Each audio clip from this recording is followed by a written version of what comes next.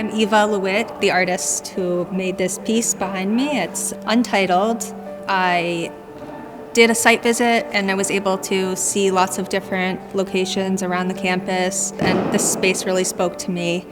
I felt it was a really grand space, but needed a little bit of color. We're looking at a new installation that is part of the Moody's platform series. It's a series where we commission an artist to respond to Rice University, either to the research that's being done at Rice or to the architectural environment.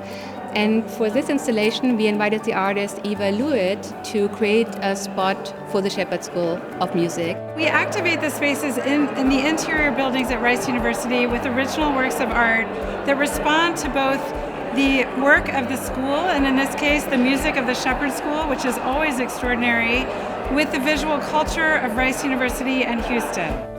Well, one of the things that's really extraordinary about the location of the Shepherd School is that we have the James Turrell Sky Space literally at our door, and we have a Beverly Pepper obelisk outside of the new Opera Hall. We have murals on the wall, we have paintings on the wall, incredible works of art, and now we have Eva's work. And I do think that it really helps to make us an important destination for people who care about the arts in Houston, both visual and otherwise.